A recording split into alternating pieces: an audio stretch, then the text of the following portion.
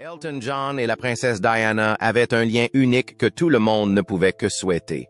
Leur amitié a été la relation la plus médiatisée sous les feux de la rampe. On les voyait partout ensemble, souriants et présents l'un pour l'autre dans les moments difficiles.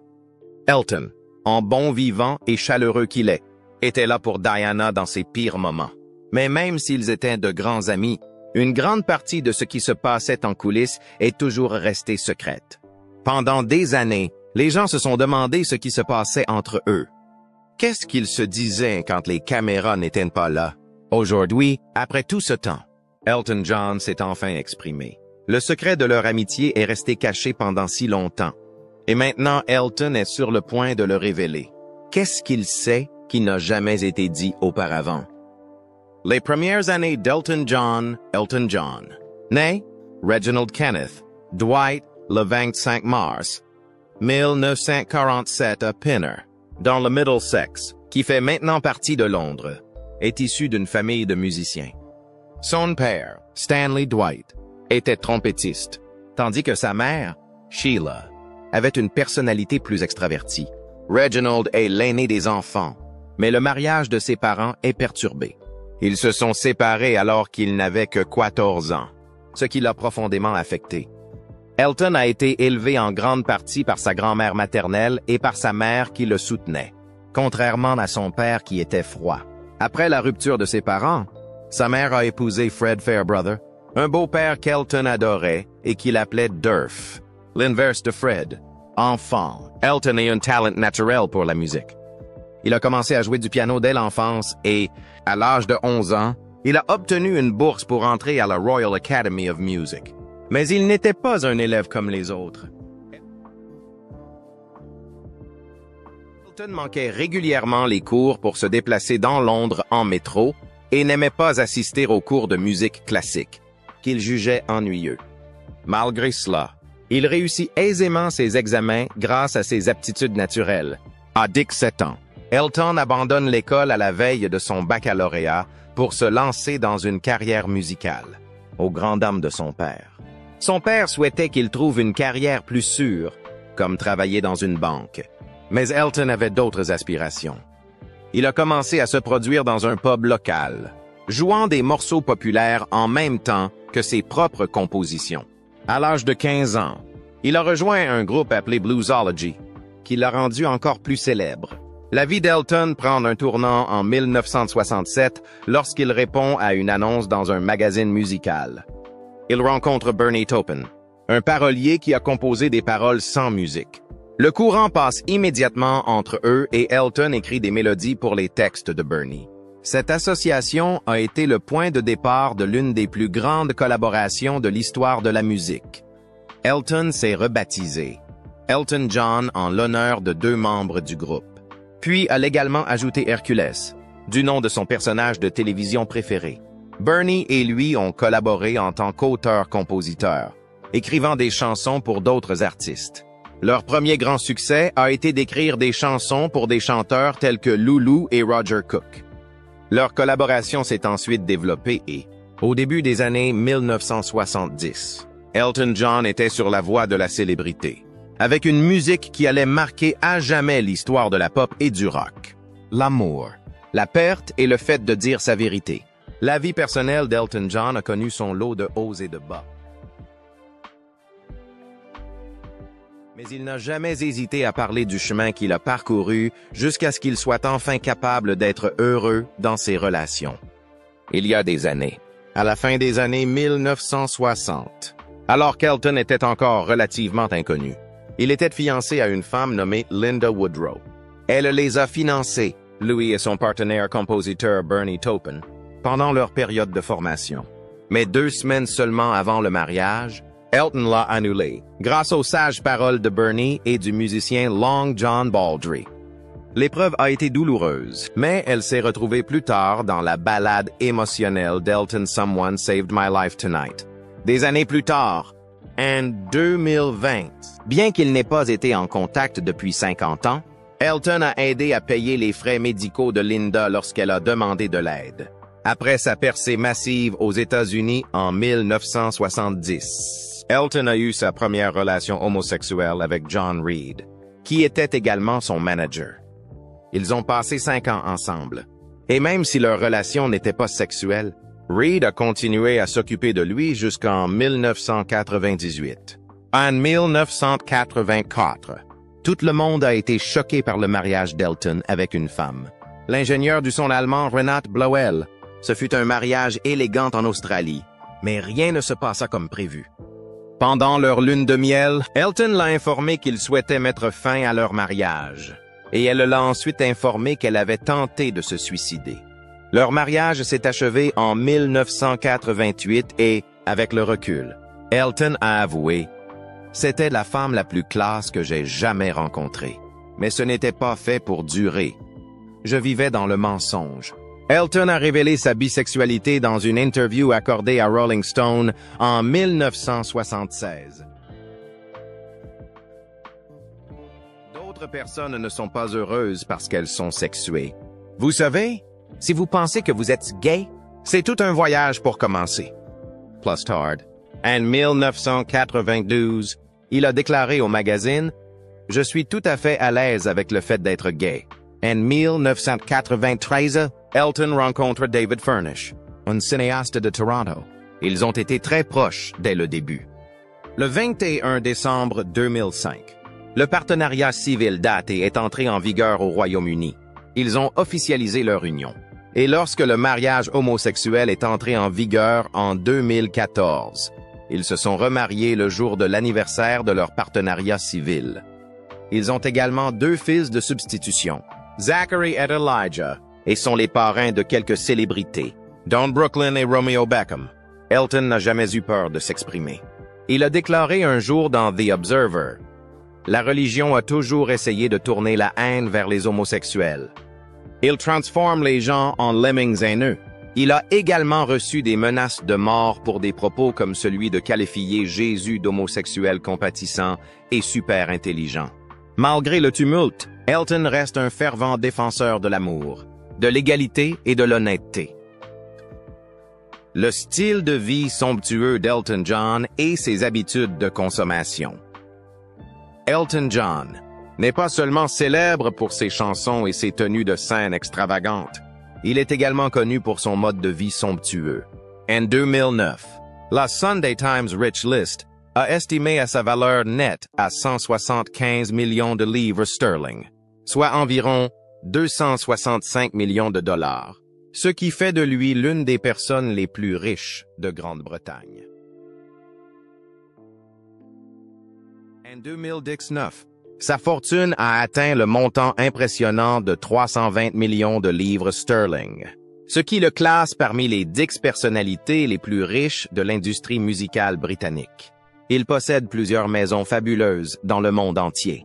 Sa résidence principale, Woodside, à Old Windsor, ainsi que de superbes sites à Londres, Los Angeles, Atlanta, Venise et Nice.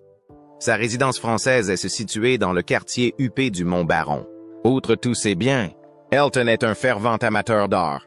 Il est particulièrement réputé pour ses acquisitions de photographies et posséderait l'une des plus grandes collections privées de photographies au monde. Mais il ne s'agit pas seulement d'avoir des choses. Elton n'hésite pas non plus à dépenser. Lors d'une interview en 2000, il a avoué avoir dépensé 30 millions de livres sterling en moins de 2 ans. Cela représente environ 1,5 million de livres par mois. Une partie de cette somme a été consacrée à l'achat de maisons. Mais il aurait également dépensé près de 293 000 $ rien que pour des fleurs au cours de cette période. En 2001, constatant qu'il n'avait plus le temps de profiter de ses voitures de luxe, Elton en a vendu 20 aux enchères chez Christie's.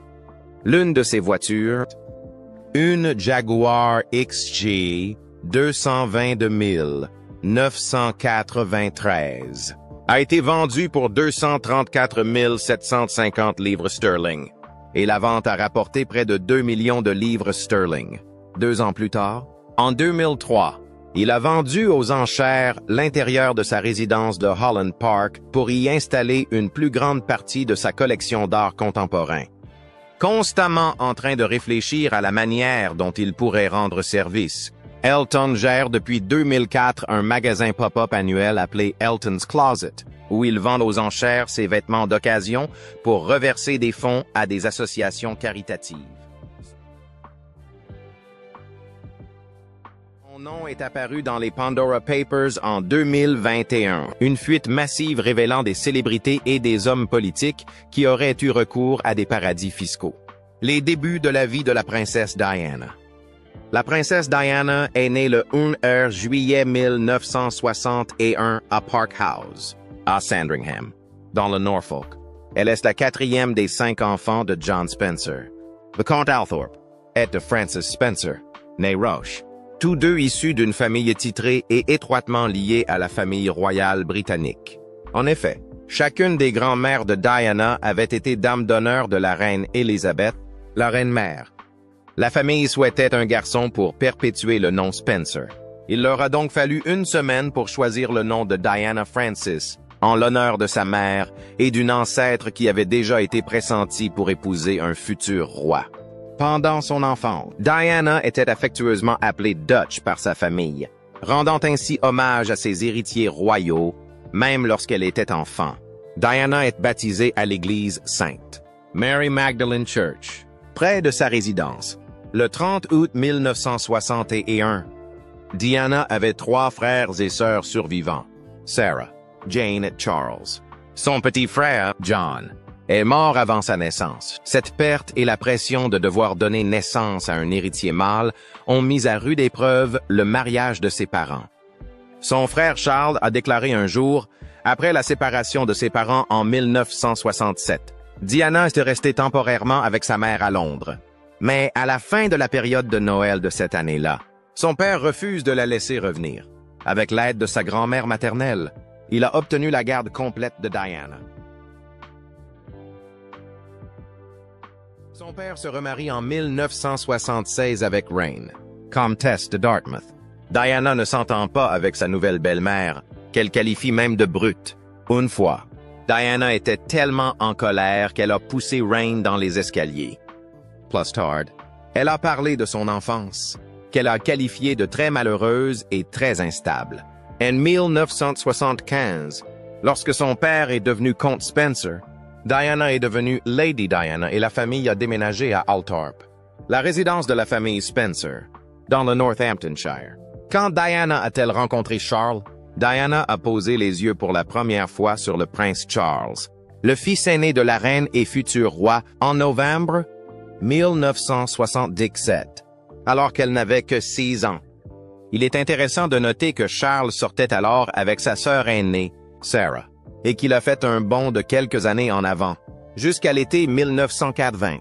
Charles avait 29 ans et commençait enfin à envisager sérieusement de prendre Diana comme épouse. Les choses ont ensuite évolué rapidement. Il lui a demandé de passer un week-end de navigation sur le Royal Yacht Britannia, puis de venir au château de Balmoral, en Écosse, pour voir sa famille. Diana impressionne tout le monde, y compris la reine-mère et le prince Philip. Charles a ensuite commencé à la voir régulièrement à Londres et, le 6 février 1981, il l'a demandé en mariage au château de Windsor. Diana accepte mais garde le secret pendant plus de 2 semaines. Leurs fiançailles ont été officiellement annoncées le 24 février 1981. Diana, qui était alors assistante maternelle, a choisi sa propre bague de fiançailles. Elle a vécu à Clarence House, puis à Buckingham Palace, où elle a passé les mois précédant le mariage. Selon la biographe Ingrid Seward, Diana s'y est sentie incroyablement seule. Malgré la solitude, Diana est apparue publiquement avec Charles pour la première fois en mars 1981 lors d'un bal de charité, où elle a rencontré la princesse Grace de Monaco. Diana a rompu la tradition en devenant la première Anglaise à épouser le futur roi depuis plus de 300 ans, et la première épouse royale à avoir travaillé contre rémunération avant ses fiançailles. Le 29 juillet 1981, Charles a épousé Diana à la cathédrale Sainte Paul dans ce que le monde entier a qualifié de mariage de conte de fées. Elle avait 20 ans. On estime à 750 millions le nombre de téléspectateurs qui ont vu le mariage à la télévision, et à 600 000, le nombre de fidèles qui ont fait la queue dans les rues. À l'hôtel, Diana inverse accidentellement les noms de Charles, l'appelant Philip Charles au lieu de Charles Philip, et décide d'omettre le vœu habituel d'obéissance. Une mesure surprenante et radicale à l'époque. La robe qu'elle portait coûtait 9000 livres et comportait une traîne de 25 pieds de long qui attirait l'attention. Quelques années seulement après son mariage, la reine l'a intégrée à la famille en l'autorisant à porter le diadème, du nœud d'amour de la reine Mary et en lui accordant l'ordre royal d'Élisabeth II. Le voyage de Diana avec William et Harry après leur mariage. Diana et le prince Charles ont passé du temps entre deux résidences, le palais de Kensington à Londres et Highgrove House dans la campagne autour de Tetbury. Le 5 novembre 1981, quelques mois après le mariage, la famille royale annonce avec joie que Diana est enceinte de son premier enfant. Mais en coulisses, les choses n'ont pas toujours été simples. Alors qu'elle n'était enceinte que de 12 semaines, Diana a dégringolé un escalier à Sandringham. Malgré les contusions, le bébé à naître s'en est sorti. Plus tard, Diana a avoué qu'elle s'était jetée dans les escaliers parce qu'elle ne se sentait pas à la hauteur. C'était un appel à l'aide à un moment de grande solitude et d'émotion. Le 21 juin 1982, Diana donne naissance à son premier enfant, le prince William. Après sa maternité, elle a également souffert de dépression postpartum, un sujet qui n'était pas souvent abordé dans les cercles royaux à l'époque. Néanmoins, Diana est restée dévouée à son rôle d'intermédiaire. Elle en a choqué plus d'un en emmenant le petit William avec elle lors de sa première grande tournée royale en Australie et en Nouvelle-Zélande. Au départ, elle n'avait pas l'intention de le faire, mais elle s'est laissée convaincre par la suggestion du premier ministre australien Malcolm Fraser. Son choix a été très applaudi et l'a rendue encore plus attachante aux yeux du public. 2 ans plus tard, le 15 septembre 1984, Diana donne naissance à son deuxième fils, le prince Harry. Elle aurait dit un jour que Charles et elle étaient très proches lorsqu'elle était enceinte de Harry. Elle savait qu'elle portait un garçon, mais refusa de le dire à qui que ce soit, et surtout pas à Charles, qui désirait ardemment avoir une fille. Diana a défié la tradition dans sa façon d'élever les enfants. Elle a donné un nom à ses 2 fils, a renvoyé la nounou royale et a embauché la sienne, a choisi leurs écoles et leurs tenues, et les a même emmenés à l'école elle-même chaque fois que c'était possible. Sa vie était dictée par la leur. Elle a dit un jour en plaisantant que Harry était vilain. Tout comme moi. C'est de qualifier William de petit vieux sage. Quelqu'un sur qui elle comptait émotionnellement dès le début de l'adolescence. 5 ans après le début de leur mariage, il est impossible de ne pas voir les fissures entre Diana et Charles. Leur nature s'oppose, la différence d'âge est flagrante, et ils se sentent de plus en plus éloignés l'un de l'autre. En 1986, Diana a entamé une liaison avec James Hewitt, l'ancien maître d'écriture de la famille, tandis que Charles a renoué avec sa passion passée pour Camilla Parker Bowles. Pendant des années, des rumeurs ont couru selon lesquelles Hewitt pourrait être le père du prince Harry en raison de leur ressemblance. Mais ces rumeurs ont toujours été démenties. En fait, Harry est né 2 ans avant que Diana et Hewitt n'entament de leur liaison. En 1987, il ne faisait aucun doute que les choses n'allaient pas bien entre Diana et Charles et la presse, à commencer à les surnommer les Glums en raison de leurs apparitions publiques froides et maladroites. En 1989, Diana confronte Camilla lors d'une fête d'anniversaire et lui dit « Je sais ce qui se passe entre toi et Charles et je veux que tu le saches. » La situation s'est encore compliquée en 1992 lorsque Andrew Morton a publié Diana, Her True Story, dans lequel il évoque notamment les troubles intérieurs de Diana et ses tendances suicidaires. Bien qu'elle ait affirmé ne pas avoir été directement impliquée, on a découvert par la suite que Diana avait secrètement enregistré les entretiens pour le livre. Sur ces enregistrements, elle témoigne en pleurant que Charles m'a fait me sentir si inadéquate de toutes les façons possibles que chaque fois que je reprenais l'air. Il m'enfonçait à nouveau. La même année, des enregistrements d'appels téléphoniques privés de Diana ont été divulgués. Suivi d'un autre scandale appelé Tampon Gate entre Charles et Camilla. Le couple s'est officiellement séparé en décembre 1992. Diana a également déclaré être profondément amoureuse d'un homme que l'on pense être son ancien garde du corps, Barry Manaki.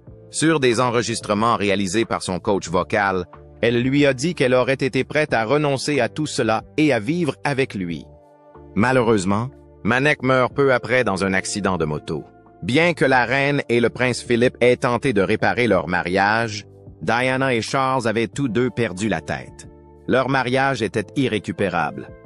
En 1995, la princesse Diana est entrée dans l'histoire en s'entretenant avec le journaliste Martin Bashir dans l'émission Panorama de la BBC.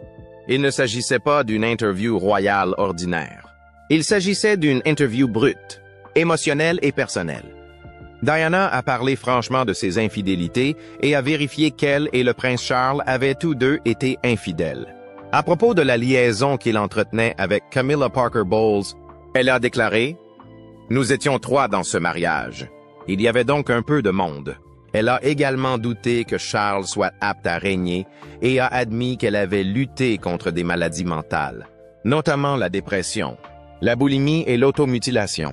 « J'étais atteinte de dépression postnatale », a-t-elle déclaré, décrivant comment elle était souvent seule et stressée. Par la suite, il a été révélé que Bashir avait utilisé de faux documents bancaires pour influencer Diana et son frère à lui faire confiance. Une enquête menée par Lord Dyson a établi que Bashir avait joué sur les peurs et la paranoïa de Diana, ce que le prince William a publiquement condamné par la suite. L'interview est la goutte d'eau qui fait déborder le vase. En l'espace d'un mois, en décembre 1995, la reine Élisabeth écrit à Diana et à Charles pour leur demander de divorcer. Charles s'exécute en 2 temps 3 mouvements, et Diana déclare bientôt la sienne en février 1996, choquant Buckingham Palace en annonçant la nouvelle avant même qu'elle ne soit finalisée. La même année, les choses se gâtent lorsque Diana accuse l'assistante de Charles, Tiggy Leg Burke, de s'être fait avorter. L'accusation s'est révélée fausse et peut être mise en place par Bashir pour gagner la confiance de Diana en vue de l'interview. La secrétaire privée de Diana a démissionné à la suite de ce scandale, révélant plus tard qu'elle s'était réjouie de cette accusation. Le divorce a été prononcé le 28 août 1996 et Diana a obtenu un règlement de 17 millions de livres sterling, la garde partagée de ses fils et a été contrainte de renoncer à son titre d'Altesse royale. La reine aurait voulu qu'elle le conserve, mais Charles n'en a pas voulu autrement.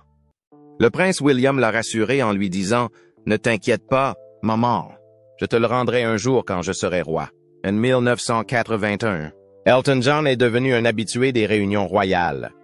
La reine-mère et la princesse Margaret sont ses fans depuis les années 70. Cette année-là, il a joué à la fête du 21 et anniversaire du prince Andrew et s'est retrouvé à danser avec la princesse Anne et même la reine Élisabeth. J'ai fait de mon mieux pour concocter une expression faciale qui laissait entendre qu'il s'agissait d'un état de fait tout à fait normal, a-t-il plaisanté dans ses mémoires? Mais c'est alors que la princesse Diana est entrée dans la salle de bal. Elle était dotée d'une fabuleuse aisance sociale, a déclaré Elton. Ce soir-là, en 1981, nous avons tout de suite sympathisé. Nous avons fini par mimer le Charleston en riant de la faiblesse de la discothèque. Cette soirée a marqué le début d'une profonde amitié qui a connu des hauts et des bas. L'humour, la célébrité et la souffrance des uns et des autres les ont unis. Au fil des ans, je l'ai connue. Elle était d'une compagnie fabuleuse, la meilleure invitée à un dîner, incroyablement indiscrète, une vraie commère. Elton s'est également souvenu d'un dîner houleux au cours duquel Diana et l'acteur Richard Gere étaient en pleine discussion. À grande dame de Sylvester Stallone, il était évident que Diana et Richard étaient amoureux l'un de l'autre.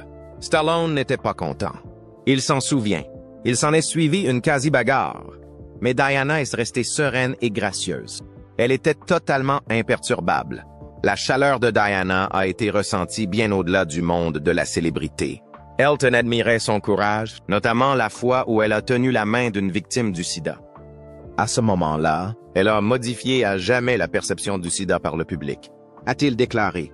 Cependant, ils ont connu une mauvaise passe en 1997 à cause d'un projet de livre de charité. Diana s'est retirée à la dernière minute et Elton a été bouleversé. Elle a écrit une lettre formelle commençant par « Dear Mr. John » et ils ne se sont pas parlé pendant un certain temps. Elle semblait perdre le contact avec les gens qui étaient honnêtes avec elle, s'inquiétait-il. Mais après le meurtre tragique de Gianni Versace, Diana a appelé Elton. « Je suis vraiment désolée. C'était une dispute stupide. Soyons amis, a-t-elle dit. Ils se sont retrouvés, ont ri et ont prévu de se revoir. Malheureusement, cette rencontre n'a jamais eu lieu. Le décès de la princesse Diana. Le 31 août 1997, Diana, princesse de Galles, meurt dans un accident de voiture dans le tunnel du pont de l'Allemand à Paris. Son chauffeur tentait de semer les paparazzis, et l'accident a également tué son compagnon Dodi Fayed et leur chauffeur, Henry Paul. Diana a été transportée à l'hôpital, mais a été déclarée morte vers 4 heures du matin. Ses funérailles, qui ont eu lieu le 6 septembre 1997, ont été suivies par des millions de personnes à travers le monde. C'est l'un des événements les plus regardés de l'histoire, avec plus de 2,5 milliards de téléspectateurs. Plus tard dans la journée, Diana a été enterrée à Althorp, sa propriété familiale, sur une île située dans le parc. Sa tombe a été choisie pour son intimité, afin que ses fils, William et Harry, et d'autres membres de sa famille puissent lui rendre visite en toute tranquillité. Bien qu'il ait été initialement prévu de l'enterrer dans un caveau d'église à Great Brington, des craintes pour la sécurité publique ont conduit à l'enterrer à Althorp. Lord Spencer, le frère de Diana, a fait l'éloge de Diana pendant le service funèbre, en déclarant qu'elle avait prouvé l'année dernière qu'elle n'avait pas besoin de titre royal pour continuer à produire sa magie particulière. Cette scène, ainsi que l'éloquent service funèbre, ont permis de saisir l'affection et la considération du peuple pour Diana. La première enquête sur la mort de Diana a révélé que son chauffeur, Henry Paul, était ivre, en excès de vitesse et sous l'influence de médicaments prescrits au moment de l'accident. Mais le père de Dodi, Mohammed Al-Fayed, pensait que l'accident était intentionnel et accusait le MI6 et le prince Philip de l'avoir préparé. En 2004, une enquête britannique a été ouverte et, en 2008, le jury a rendu un verdict selon lequel les décès résultaient d'un homicide illégal dû à la conduite imprudente de Paul et à la poursuite des paparazzis. Al-Fayed, après une campagne de déxant, a mis fin à sa tentative d'établir qu'il s'agissait d'un meurtre, déclarant qu'il ne voulait pas causer plus de détresse aux enfants de Diana. L'hommage déchirant et la confession d'Elton John. Tôt le matin du 31 août 1997, Elton John est réveillé par la sonnerie de son télécopieur. Un ami londonien lui a envoyé un message dans lequel il se dit désolé d'apprendre cette terrible nouvelle. Perplexe, Elton allume la télévision et est choqué d'apprendre que sa grande amie, la princesse Diana, a péri dans un accident de voiture mortel. Quelques semaines plus tôt, Elton faisait quelque chose dont il n'avait jamais rêvé. Il se produisait aux funérailles de Diana. Il a chanté une version spécialement écrite de sa chanson phare, Candle in the Wind, réécrite par son parolier de longue date, Bernie Taupin, pour commémorer Diana. L'un des vers poignants est le suivant. « Tu as appelé notre pays et tu as chuchoté à ceux qui souffrent. » Le spectacle était très émouvant. C'était en quelque sorte le plus grand concert de ma vie. Pendant 4 minutes, j'allais être au centre de l'attention du monde entier. Mais ce n'était pas non plus un moment Elton John. Il ne s'agissait pas du tout de moi, a-t-il déclaré dans ses mémoires. Mais, ce jour-là, Elton avait le cœur brisé, non seulement par la perte de son ami, mais aussi par celle de ses 2 fils. William et Harry étaient sous le choc. se souvient-il. Ils avaient 15 et 12 ans, et j'ai pensé que la façon dont ils ont été traités ce jour-là était tout à fait inhumaine. Il a été blessé au plus profond de lui-même en voyant les garçons marcher derrière le cercueil de leur mère, prêts à rester forts alors que le reste du monde les regardait. C'était une façon ignoble de traiter deux enfants qui venaient de perdre leur mère. Des années plus tard, Elton reste proche de Diana par l'intermédiaire de ses fils. Lorsque le prince Harry a fait l'objet d'un examen minutieux de la part des médias en 2019, Elton s'est exprimé « J'ai le profond sentiment qu'il est de mon devoir de protéger Harry et sa famille de l'intrusion injustifiée de la presse qui a conduit à la mort prématurée de Diana. » Pour Elton, l'esprit de Diana continue de vivre, non seulement dans les mémoires, mais aussi dans ses fils. Sir Elton John a admis que la rupture des années 1990 avec la princesse Diana pourrait être due à des pressions exercées par le palais. Lors d'une interview accordée à l'émission Larry King Live de CNN, Elton a expliqué que le retrait de dernière minute de la princesse Diana l'avait profondément affecté, laissant entendre que des pressions royales étaient à l'origine de cette décision. Titres et honneurs de Lady Diana. Diana est née sous le nom d'Honorable Diana Frances Spencer. Lorsque son père a été promu comte Spencer en 1975, elle a reçu le titre de Lady Diana Spencer. Lorsqu'elle a épousé le prince Charles, elle est devenue Son Altesse royale, la princesse de Galles, en plus d'autres titres tels que duchesse de Rothesay et comtesse de Chester. Après son divorce en 1996, elle est redevenue Diana princesse de Galles, mais sans le titre d'Altesse royale. Bien que la plupart des gens l'appellent Princesse Diana, ce titre n'a jamais été officiel. Certains l'appellent encore Lady Diana Spencer ou Lady Di. Il a été question de lui rendre son titre de HRH après sa mort. Mais sa famille a estimé que cela n'aurait pas été son choix. Elton John et la princesse Diana entretenaient une amitié intime et privée, fondée sur la confiance et le respect mutuel. Malgré leurs environnements différents, Diana faisant partie de la clique royale et Elton étant une icône internationale de la musique pop, leur camaraderie était sincère et bien intentionnée. Elton a toujours admiré Diana pour sa générosité et ses actions caritatives, et il était toujours prêt à se tenir à ses côtés dans les moments difficiles. Diana, pour sa part, se sentait réconfortée par la compagnie d'Elton, et leur amitié lui procurait des moments de joie dans une existence souvent troublée et publique. La puissante interprétation de Candle in the Wind par Elton lors des funérailles de Diana était un hommage émouvant, une démonstration de leur amitié. Elton lui-même a déclaré qu'il s'agissait du plus grand concert de sa vie, mais il a ajouté qu'il ne s'agissait pas de lui, mais de rendre hommage à son ami proche. Leur amitié a marqué leur vie à tous les deux, et on s'en souvient encore avec amour et affection. Leur relation a prouvé que, même dans le monde impitoyable de la célébrité, les vraies amitiés peuvent naître d'une compréhension, d'un amour et de valeurs mutuelles. Si vous avez aimé découvrir leur magnifique amitié, n'hésitez pas à aimer cette vidéo et à vous abonner à notre chaîne pour en savoir plus.